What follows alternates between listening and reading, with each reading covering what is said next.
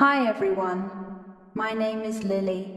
I'm a student of English literature. I'm here to share my adventure in London. It's about a great teacher, new friends, and learning English. One sunny day, I was on a train to a small town. Two women sat across from me, talking in English. I wanted to join, but my English was basic. I knew a few words, but it was hard to speak. Still, I tried. "Hello," I said nervously. "Learn English." The women smiled. They were from England, coming back from a conference. We talked for a bit. They were patient and helped me speak. It was short, but it inspired me. At home, I practiced every day. I read, watched movies, and did anything to learn English. My English got better, but I wanted more. I needed to be in an English-speaking place. So, I moved to London. My first day at school was exciting and scary. The classroom was bright and filled with students from everywhere. Our teacher, Ms. Evans, was kind and made us feel comfortable. We introduced ourselves and shared why we wanted to learn English. Then Ms. Evans asked, "What's the most important part of learning a language?" The discussion was great. Ms. Evans said language is about communication. She promised to make learning fun and useful, not just about grammar. We did activities like ordering food and debating city life. These were chances to practice English and learn from each other. I made great friends. Marco, the quiet Italian, loved cooking and shared treats. Sophia, the energetic Brazilian, told funny jokes. Alex, the serious Russian, surprised us with slang. We helped each other, celebrated our progress, and explored London. Ms. Evans' teaching improved my English and gave me wonderful experiences and friendships. Chapter 2: Words and more words. Tuesday at school was just as exciting. A student whose name was David asked a question that was on my mind too. "What's the best way to learn new words?" Ms. Evans smiled. "There are many ways," she said, "but studies show the most effective way is reading.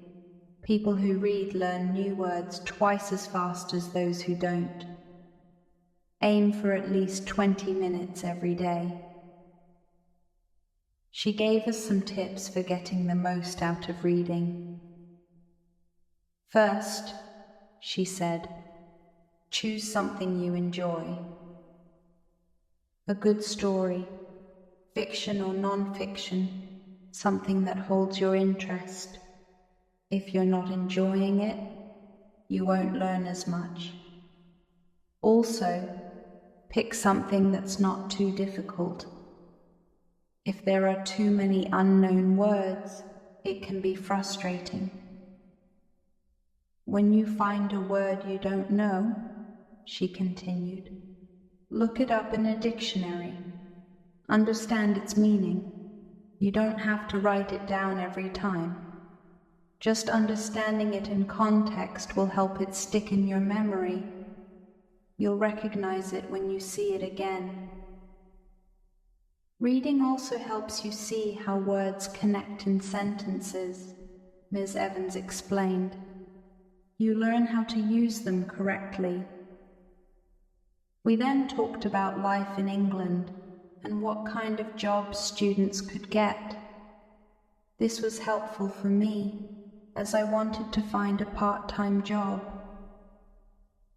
I asked my classmates if they had any advice. They suggested I visit a job center. Miss Evans then showed us something new, the shadowing technique. She found some videos online that demonstrated it well. We watched them and then tried it ourselves for a few minutes. Shadowing is also great for practicing presentations, Ms. Evans explained. If you have a presentation coming up, find a quiet place and practice shadowing for a few minutes each day. It will really help your pronunciation. I had never heard of shadowing before. It was fascinating. After class, I went to the school reception and asked about sports activities. I wanted to stay active while in England. The receptionist told me they had a table tennis team and a football team. The football team had training that very day. I was thrilled. Sport is a big part of my life. I went to the football training and met players from all over the world. Brazil, Japan, Russia, Spain, Argentina, and Italy. I enjoyed the training and felt happy that my time in England was starting so well. A great teacher, new friends, and now football. Chapter 3. Thinking Aloud. On Thursday, we had a new student in class. Her name was Amelia from Italy. Ms. Evans already knew her. Amelia had attended her summer class 2 years ago. Amelia's English was impressive. She spoke fluently with excellent pronunciation. Ms. Evans was delighted. "Your English is fantastic, Amelia," she said. "You must have a great school in Italy." Amelia smiled. "I don't go to any school," she said. "I learned at home using your methods. I read a lot, practiced shadowing, and use thinking aloud. I try to think in English as much as I can." "The 2 weeks in your class were life-changing," Amelia added. "You taught me how to learn. Now I can speak well, but I want to improve even more." Miss Evans was thrilled. "Thinking aloud?" I asked. I had never heard of it. "It's a powerful technique," Miss Evans explained. "It requires motivation. Some might find it strange, but it can boost your English quickly." "I'm motivated," I said. "If it helps, I'm ready to try. Can you teach us?" "It's simple," Miss Evans replied. "You think in your native language, right? Now start thinking in English. When you do, say it out loud. That's it." "Why does it work?" I asked. "Maybe Amelia can explain," Miss Evans suggested. Amelia nodded. "When I started, it was tough. I began with simple sentences. I can speak English. I want to get better. I need to practice." It felt strange, but it helped. "My thoughts in Italian were long and complex," Amelia continued. "I had to simplify them in English. It was hard at first, but over time, it became natural." "One day, I met a tourist from Australia," Amelia said. "We had a full conversation in English. My sentences were short, but I didn't translate in my head. I was thinking in English. After that, I used thinking aloud even more," she added. "It improved my speaking a lot. I still do it every day." Ms. Evans thanked Amelia for sharing her experience. I couldn't wait to try it myself.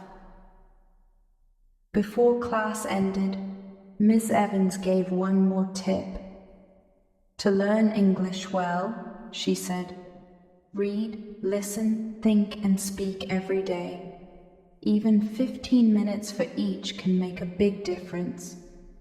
Chapter 4: London Adventures and Language Challenges. The weeks flew by, filled with school and exploring London. I had started using thinking aloud regularly.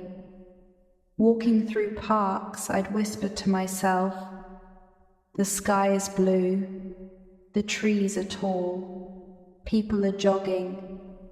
It felt odd, but my English was improving.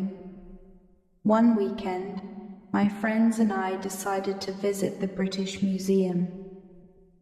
Marco, always curious, marveled at the Roman artifacts, while Sophia, the social butterfly, was captivated by the stories behind the exhibits.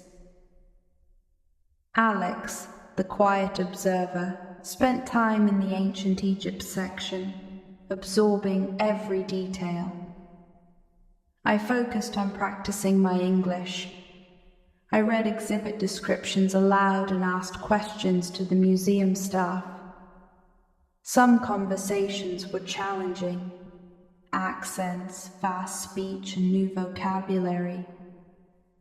But I remembered Miss Evans's advice about learning from mistakes and kept going. At a small gift shop inside the museum, I found a beautifully illustrated book on English history. I struggled with some of the text, so I asked the shopkeeper, Mr. Johnson, for recommendations. He enthusiastically shared insights about English literature and history, giving me a brief lesson right there. Back at school, I shared my museum experience with Miss Evans. She was thrilled and suggested we explore more English literature. Each of us chose a piece to read and present to the class. Marco's dramatic reading of Shakespeare, Sophia's humorous poem, and Alex's thoughtful analysis of a philosophical text brought a new dimension to our learning. I chose a simple nature poem and felt my confidence growing as I read it aloud. My pronunciation was improving, and I felt proud of my progress. One day, Alex seemed down. He was struggling with grammar and felt discouraged. Sophia, always empathetic, organized a study session. We spent hours together, helping Alex grasp the tricky rules. It was a testament to our supportive friendship. We were more than classmates, we were a team. Chapter 5: Job Hunting and New Discoveries. Following my classmates' advice, I began job hunting. Navigating job boards and filling out applications was daunting, but I persisted. Eventually, I found a part-time job at a cozy local bookstore. The bookstore was a hub of activity, with customers from all walks of life. Each interaction was an opportunity to practice my English, especially listening to various accents and adapting to different communication styles. One day, while organizing books, I overheard two customers discussing a local art exhibit. Intrigued, I asked for details. They told me about a contemporary art show opening that weekend. I decided to visit, eager to immerse myself further in English culture. The art exhibit was a visual feast. The descriptions were challenging, but I could appreciate the art and the atmosphere. I even struck up a conversation with one of the artists, discussing his inspiration and techniques. Back at school, I shared my experience with Miss Evans and my friends. Miss Evans encouraged us to explore more cultural activities, like visiting galleries and historical landmarks.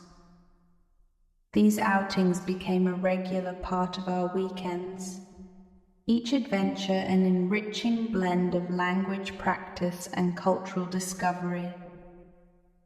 Chapter 6: The Cafe and Conversations. Working at the daily grind became a cornerstone of my London life. The cafe, with its warm atmosphere and the ever-present scent of coffee, was a bustling hub of activity. Patricia, the owner with her charming Cockney accent, was a patient teacher of both cafe work and local slang. I found myself trying out phrases like apples and pears, stairs, with a smile. A highlight of my mornings was chatting with Mr. Davies, a retired history professor. Over his usual cup of tea, we discussed literature and life.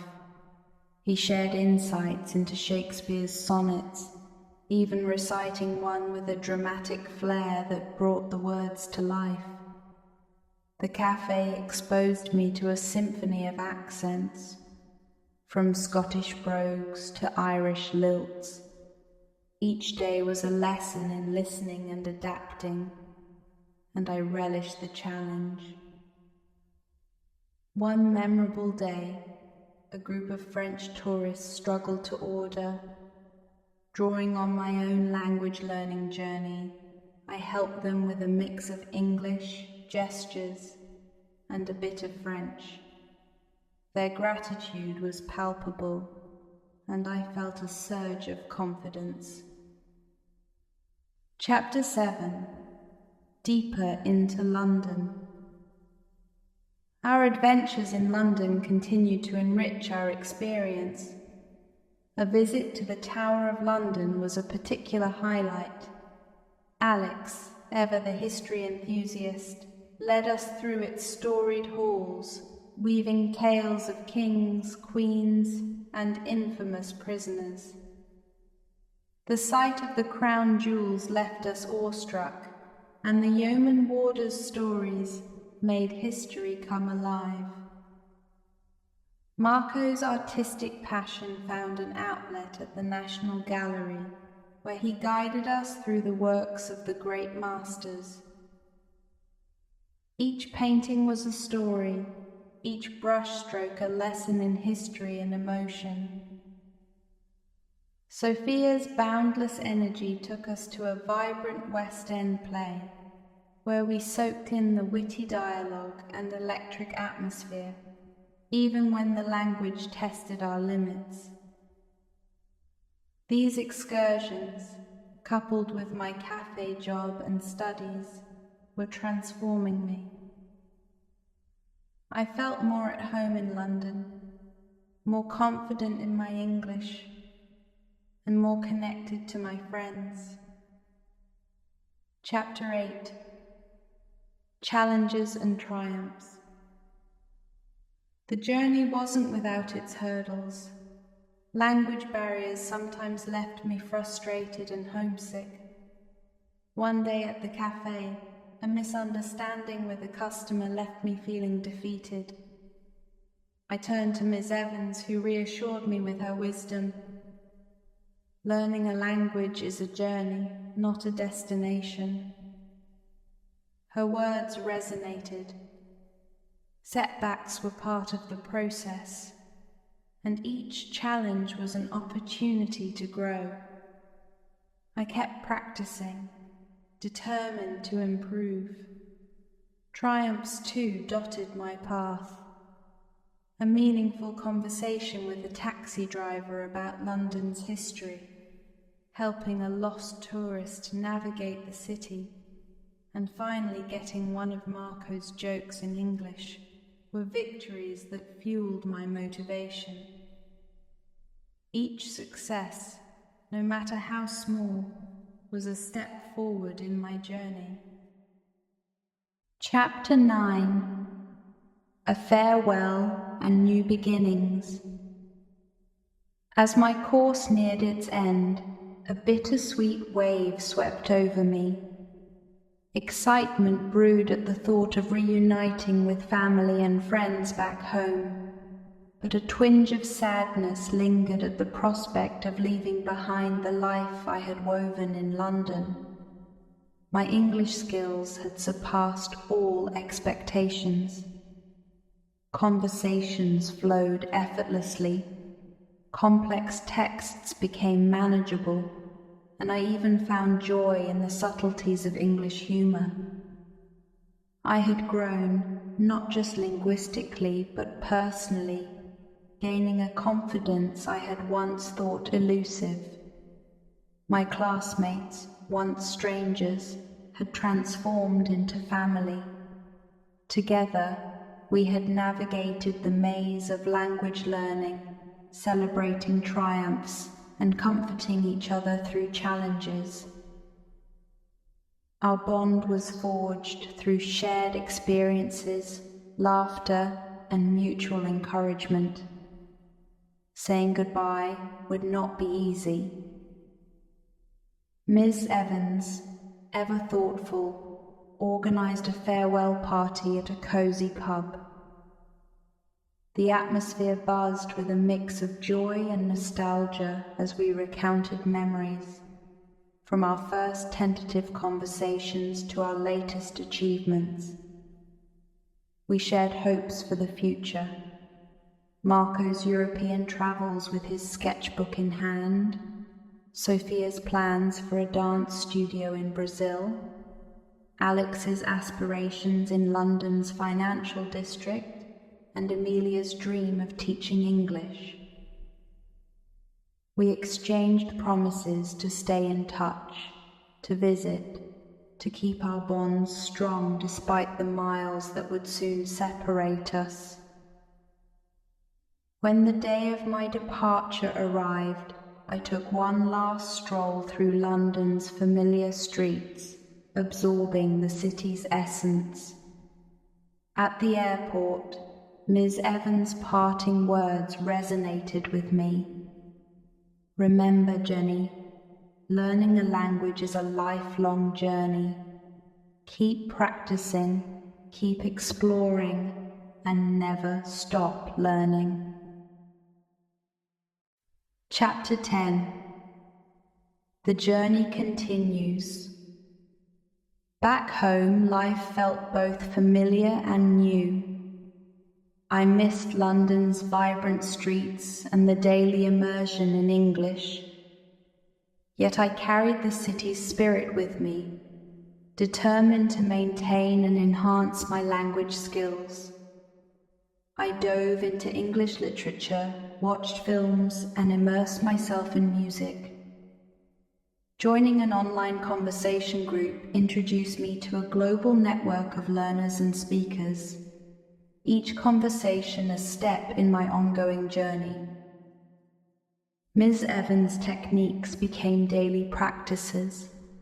I shadowed native speakers to refine my pronunciation and narrated my activities in English, turning routine into rehearsal. Emails and video calls from my friends became treasured moments. Marco's vivid descriptions of Parisian art, Sophia's exuberance as she taught her dance students in English, Alex's tales of his burgeoning finance career, and Amelia's teaching stories all fueled my inspiration. Their successes were reminders of our shared journey and the paths we continued to carve.